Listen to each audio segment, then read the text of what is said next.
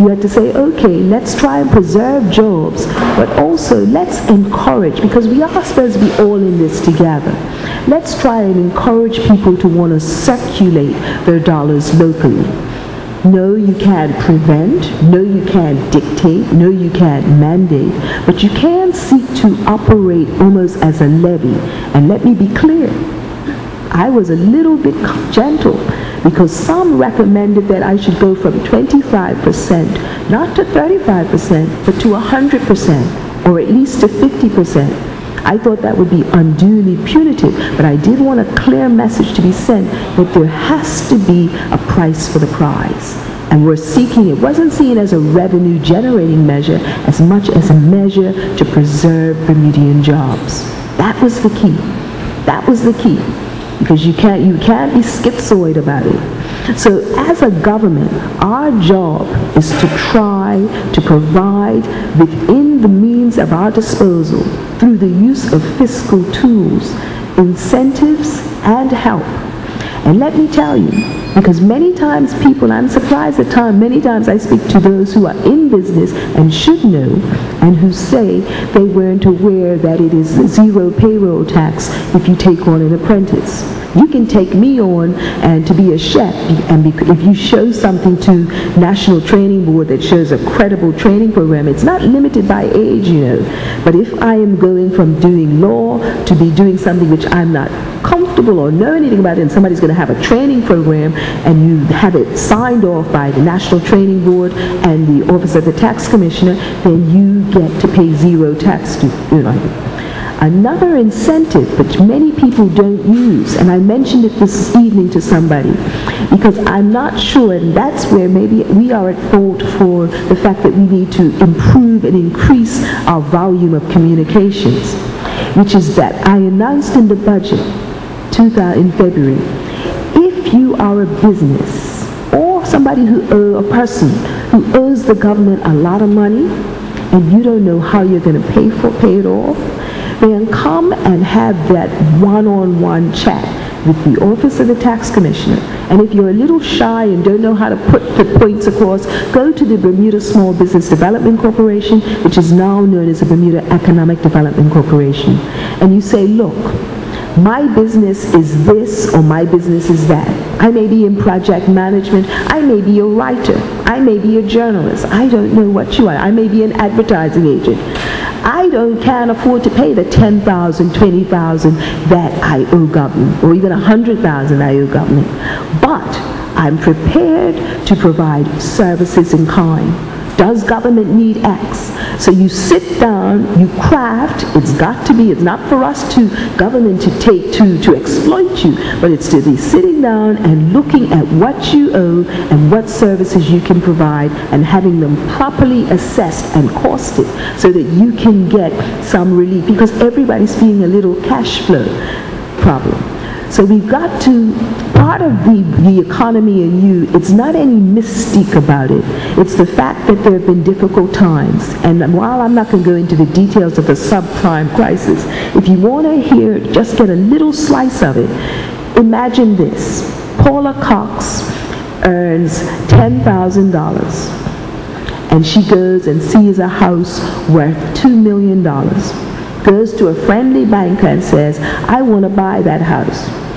Banker says he sees the benefit to him to getting a client in the door and the level in terms of the mortgage payments, and he says, okay.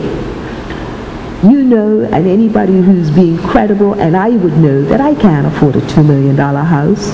It's not about trying to keep up with the Joneses. He should live according to his means. But what you saw happen in the U.S., and that's why now, after the horses bolted out of the stable, they're trying to close and corral. It's too late. They should have been a little bit more prudent and responsible up front. But as a result, it's like a deck of cards.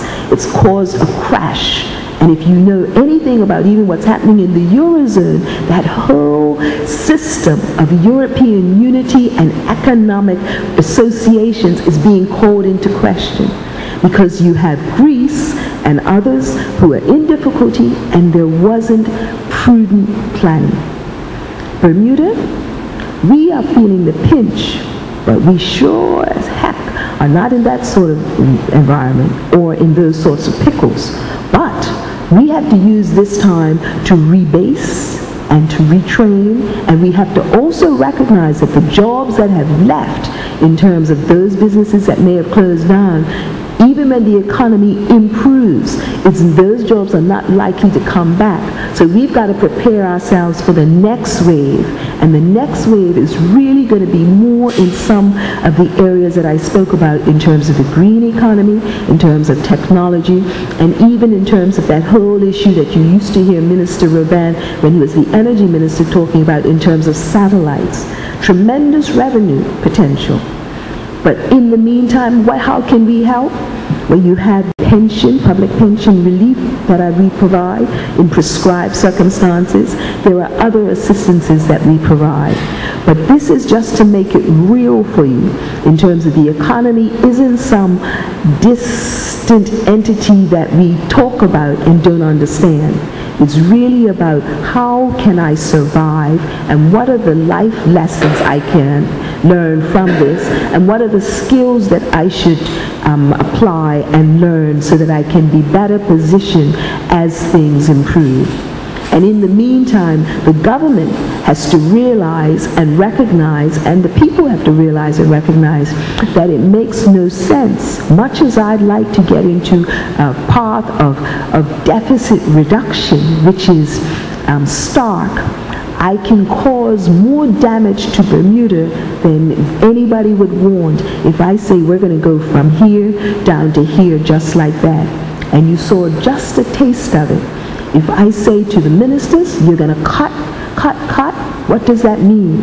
It means we're going to remove some of the services that we've been providing to you, some of the benefits that we've been providing to you, and we're going to help to shut down as opposed to turning on economic activity. But it also means that everything that people want, we're not going to always be able to provide and shouldn't provide. There have been, when times were good, we provided a lot of concessions, and we've been very generous. Primary family homestead, seniors and vehicle licenses. Well, it's time to reset the dial and be even more careful so that we can help those who really need help. And that's what you, me, and the economy is really about, how we chart our way forward and decide how to rebase. Tomorrow's throne speech is a throne speech, I believe, with a difference. The last time I was elected on October the 29th, a Thursday night, I had the weekend to choose a cabinet and have a Monday, I think you had ministers sworn in by the cabinet, and the Friday we had to deliver a throne speech, and it had to be written by me over those next couple of days, those few days. Here I've been in power as a leader for about a year, so I know when the throne speech is coming up, and there's been a little more time. And I think you're going to hear some things that you may like and things you may not like. But tomorrow, about 11 o'clock, the Black Rod, which is a policeman, comes up to the House of Assembly, which is seen as the lower house, because we are being summoned down as mere commoners down to the Senate, which is seen as the higher house.